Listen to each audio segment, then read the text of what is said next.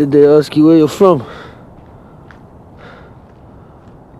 Where you really from? The question seems simple, but the answer's kinda long.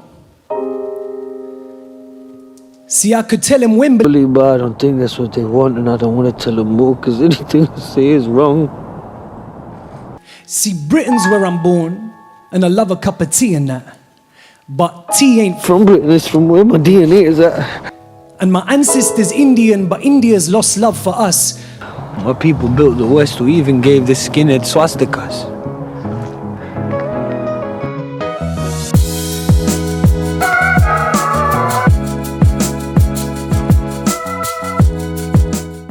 Nowadays, when you hear the word Riz, you probably aren't thinking of the British, Pakistani actor, rapper, writer Riz Ahmed. But the moniker is apt as he's risen to become among the most influential actors in Hollywood. You're on the cover of Time magazine, my friend. The 100 most influential people. And a voice for the communities he represents. You know, a kind of traditional, Pakistani household, kind of humble background. The long winding road to becoming a Hollywood leading man starts in the most likeliest of places for an artist with a background such as his. Unsurprisingly playing a terrorist until his big break in the American scene with HBO's The Night Of. I want to tell you something, and it's the most important thing you'll ever hear in your entire life. Don't talk to anybody anymore. Muslims are either not on screen, or where they are, they're the bad guys. They're perpetrators or victims of violence. We're either invisible or we're villainized, because the stories we tell about a community affect the laws that get passed, the people that get attacked, the countries that get invaded. It's a cruel irony that the same events that created such vitriol toward his community also created the need for their portrayal in media to continue to stoke the fears of Western audiences. The hypocrisy and cognitive dissonance has driven some mad, with identity crises being the hallmark of immigrant communities in the West. But having conversations with my brother and close friends about, isn't it weird the way we kind of switch so much from one place to another? When I first got to Oxford University, I felt really massively like a fish out of water. His career has been a reclamation of an identity that was once used to promote anger, suspicion, and hate against his people. This stuff's so dangerous because it enables the invasion of countries. It enables hate crimes. It enables discriminatory and racist laws being passed. Yeah, it's time to flip the script. This shit's like whack, outdated, racist, and it costs life. To now bring to life the human dimensions we were forced to ignore. So, who's the actor that's made his name through tour de force performances and staunch activism for his representation of his community in Hollywood? And it was healthy in a way, because I really started to realize that actually, for those of us who are often made to feel like we don't fit into Britain, we don't fit into this place, or we don't fit into different social circles, it's on us to try and carve out that space and feel comfortable in it. And that's really what's driven a lot of my work as an actor and a musician. So I became more comfortable with that kind of mixed identity. We'll examine Riz Ahmed's acting philosophy through the lens of his two very similar, very personal works, The Sound of Metal, and in much more detail, Mogul Mowgly, and use these works to derive insights into his personal mission and his unique experience. So, let's dive right in. Listen, I want to take it back to when we all first met. Yeah. In a global society where the first world, that was built by the third world, is now home to its huddled masses, tensions have never been higher. To capture something of this anxiety, Riz has crafted his hard-hitting, Oscar-winning performance of the song, The Long Goodbye. Abu! Abu! Sajan. Abu! Get everyone together and they're rounding people up, man. It's happening. It's happening. Spelling the fears of every immigrant, that their host nation will someday tire of them and subsequently turn on them. I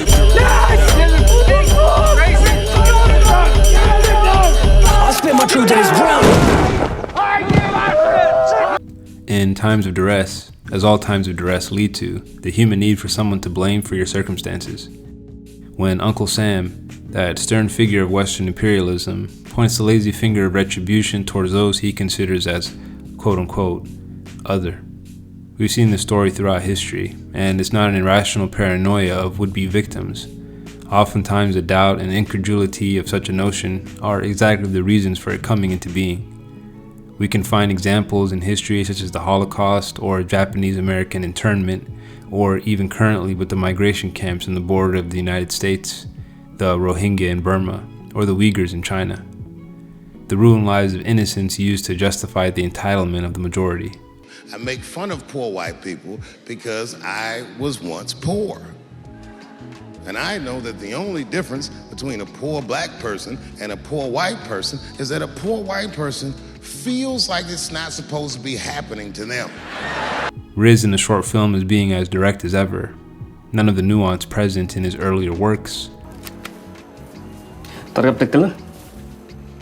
What? Who am I to? What's he saying? He's just giving I'm asking, would he kill you? No satire or humor to make the consumption of his performance palatable to the audience. Hi kids, welcome to Fun Fundamentalist. In the breaks, Nike's advertising bomb-proof kicks. They're even showing Bin Laden's cave on cribs. If you look like you and you're trying to MacGyver some stuff, not good. First film, we came back from the Berlin Film Festival. I was pulled into a side room, put into an arm lock, and intelligence officers asked me, did you become an actor to further the Muslim struggle? Wow, that's crazy. Coming off of Brexit, a decision that was inspired by anti-immigration sentiment of the English. The referendum, or whether it's the barrage of anti-immigrant media coverage in the run-up to it, for some, the result has compounded a feeling of isolation, a sense of disconnection from the country they moved to. Now everybody everywhere want their country back. If you want me back to where I'm from, then bruv, I need a map. Or if everyone just gets their shit back, then that's blessed for us. You only built a piece of this place, bruv, the rest was us. In hopes of curbing the continued acceptance of flocking migrants of war-torn nations, Riz has seen the times for what they are. He argues in his performance that there are no more excuses to be made, no standing on the sidelines to see how the story plays out. He asks us to say what we stand on, and what we stand for, clearly. Protections for immigrants. Why do we want these people from, quote, all these shithole countries here?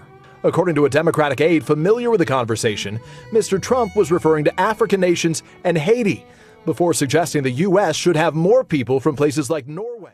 Shut up! Okay, bye. We're not talking with you. Oh my and you walk behind me speaking in your native language. Yeah, you're in London. When I'm in Brazil, I speak Brazilian.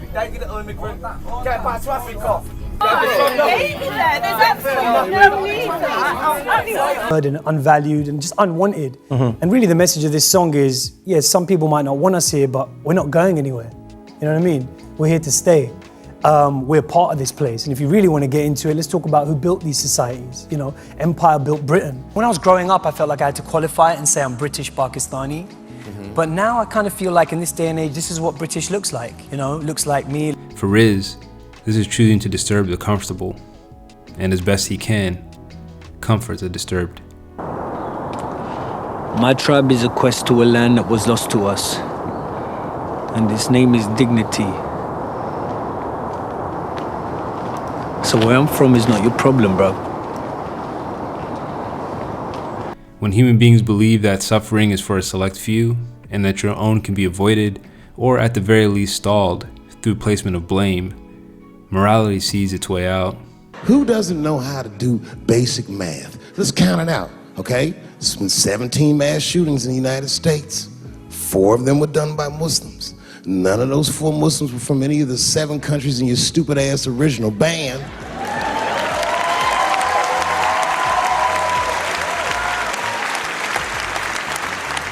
And since he brought it up, the other 13 shootings were done by the Tiki Torch whites. The short-sightedness of satisfaction has made quick use of so many lives, it's easy to forget sometimes just how much pain we create because of haste. Because we're so quick to forget, some of our artists choose to force us to remember what we're capable of, if only to offer a brief respite from the inevitable. I'll spit my truth in this ground. In comparing Riz's 2 films, The Sound of Metal and Mogul Mowgli, we'll find many barbs and jabs that the actor chose to use to tell a very personal narrative of his experience as a first-generation immigrant. Your name is not Zed, it's Zahir, bro. And the moment you realise that, things will be better for you, innit? Okay, listen. You know what? I know my name is here, but I've got the confidence to just put my little twist on it without I'm crying confident about as well. I'm not crying about it. All I'm saying is that's not your twist, innit? That's what they gave you. They called you Zed. But now I call me Zed. And I sometimes ask myself that question. I have kind of censored my full name and said, did I edit myself or did I get them to stretch? You keep it to piss them off. Either way, it's for them. That's what's weak. Wow. You just wrinkled my brain, man. Many who were puzzled by Riz's decision to create two very similar films almost concurrently, they were caught in a trap that he may have set from the jump. Was also expecting something close to sound of metal, but what you get instead is something that's so intimate and personal. It's almost uncomfortable. If you know anything about Riz Ahmed's past, if you know him as a poet and a rapper and someone who... In both films, we see the tale of a musician losing his ability to create his art and finding himself again outside the walls he's put up through his obsession. And so it's a story about this rapper Zed who's suddenly, on the verge of blowing up, is struck down by a mysterious illness, and he's forced to face the things he's been running away from, his demons, his ancestral trauma. If there were any metaphor to be made in the differences of these films, it might be taken from the Sound of Metal's young couple. As Riz's Ruben Stone continues to be alienated from his past life, Olivia Cook-Salou returns to her home to live the rest of her life in the comfort of her family's wealth.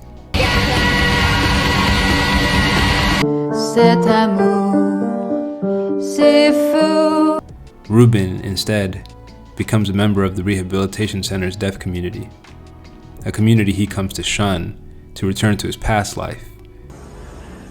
And I can't have that. There are too many others to consider.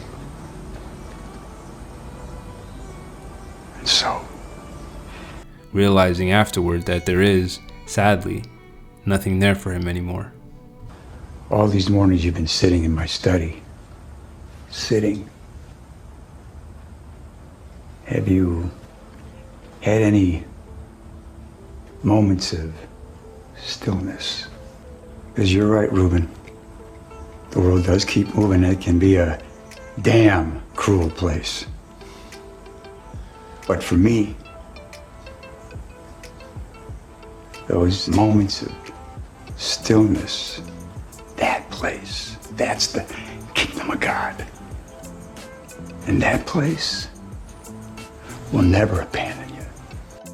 On the opposite side, there's no such fallback for Zed in Mogul Mowgly. His disability provides for him no alternate community to find solace in. Instead, he must face and mend his past if he plans to move forward.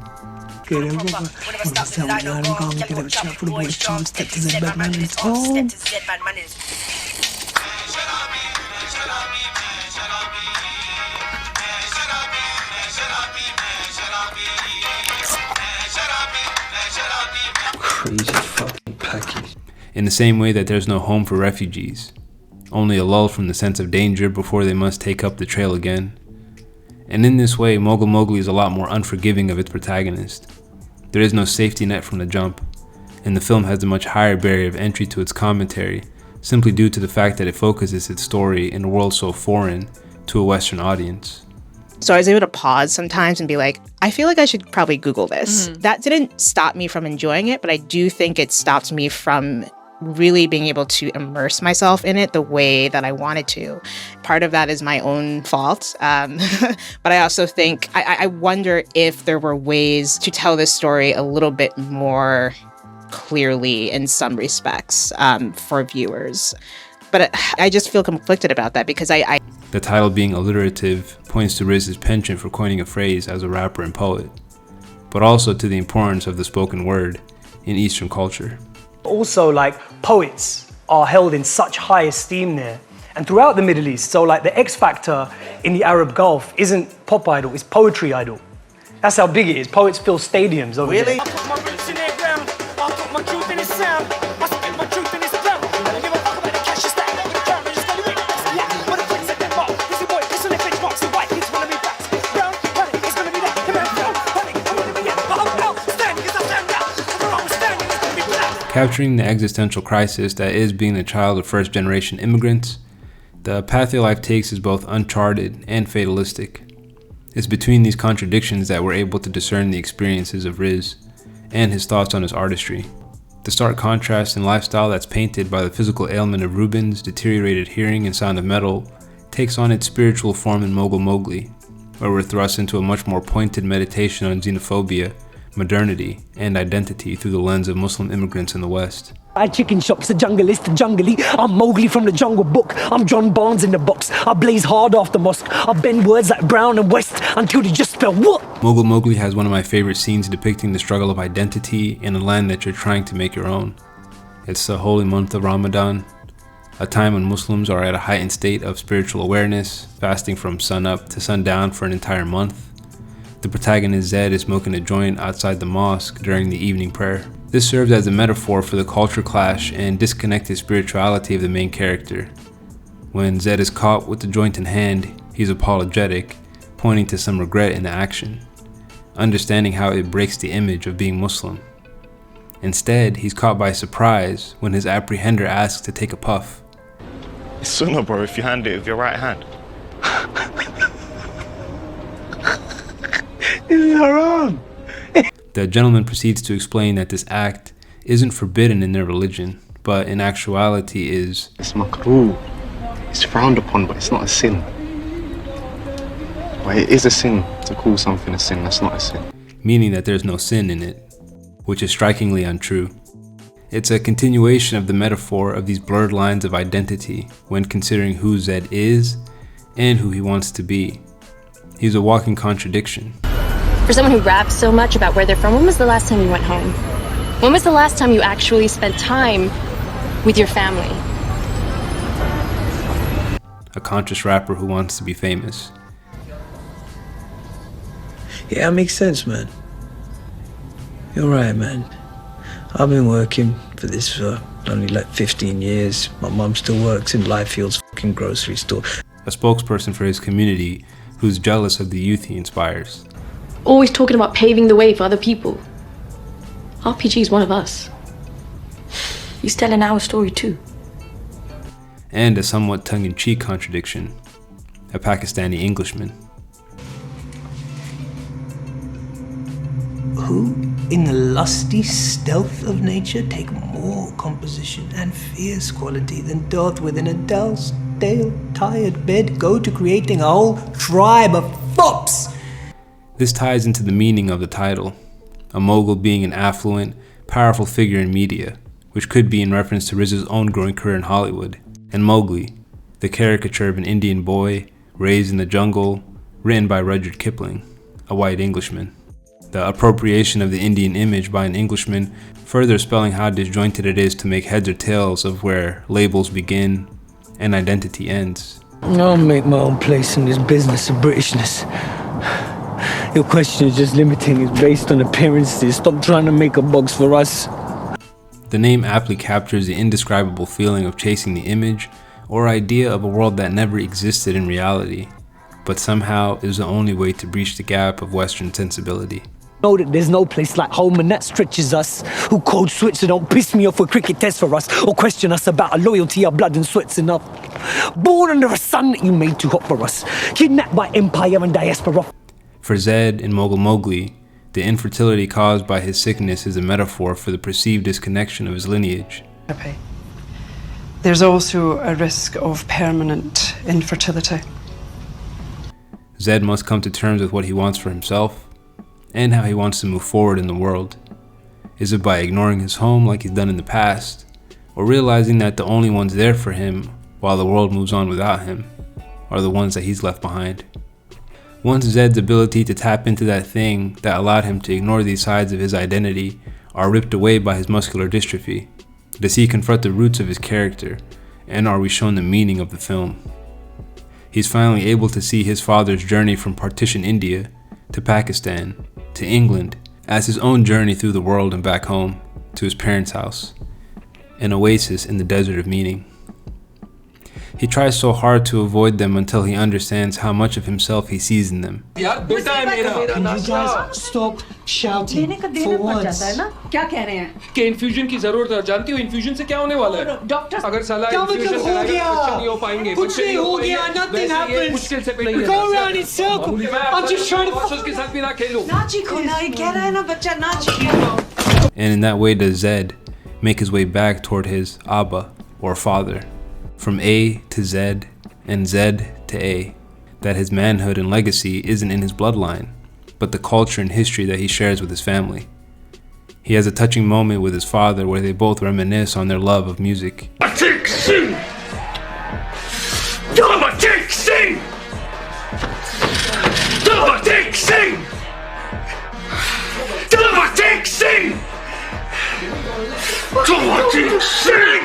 Remembering how his father used to fuel his passions by buying him equipment and records. I'm just clearing away this junk, man. Can we please throw it away? Throw it away. It's a moment where their arc is complete. That no matter what happens, Zed will always be home and have a home in his loved ones. Our Mogul Mowgly and Riz Ahmed is someone that's chosen to take on the difficult road of understanding themselves in a context that, as children of immigrants, we're thrust into. Because that's where you can contribute something new and something fresh, and it's going to be hard, sometimes it's going to be really lonely, and it was. But I stuck it out and I was able to kind of offer something different. Without rhyme or reason, it's up to us to uphold the traditions from a land we barely know, beyond our parents' journey of escaping it to achieve something greater. You stopped me from moving to America. You tried to stop me from doing music. And was I ever successful? Did you ever listen to me? No, but can't you just let me do my thing, man? However, that greatness is overshadowed by a mistrust of losing our identity. The sink or swim mentality means most lose their cultural practices within a generation or two. So how can we find comfort in our place in this world, with one foot on a shaky no man's land and the other dangling precariously over the ledge of self-understanding? The idea of living in a kind of no man's land, then I think you realize that, okay, you know, I might not have a passport to my own place. There may not be one place that I feel like I belong. I may feel like a citizen of nowhere. But you know what? I've kind of got a visa to go anywhere. Well, the answer's in the question. To understand ourselves, we have to question our motives, our origins, and the traditions not only of where we come from, but more importantly, where we're headed. And in that no man's land that we occupy, there are no survivors besides the ones who are able to find these answers. But if you do the work to get there, what a beautiful sight it is that awaits you. This is for everyone who feels like they don't belong, anyone who feels like they're stuck in a no man's land. You're not alone. We'll meet you there. That's where the future is. Peace. Once we were kings, when we will be kings. No more Salah, Mo Salah we believe in. I'm told we can live if the Reds will just win. Nobody comes for your throat like your own. A pat on the back and a blade to the bone. Taught there can only be one on the throne. Cling to a crown instead of building a home. Bro, I don't make any money from rap. I've written this fiction to make us a map. This is a place for us when they send us to camps. They tell us we're niche with a niche for his lamb. Mistook blood for trust, mistook them for us. Tell me, why's Allah so angry with us? I want to thank you all who stayed tuned in. I hope you can give me a like, subscribe, and comment if you appreciated anything about this video. Feel free to explore my channel more for other essays. If you're so inclined, my Patreon is set up now to help the channel grow. And as always, thank you for watching.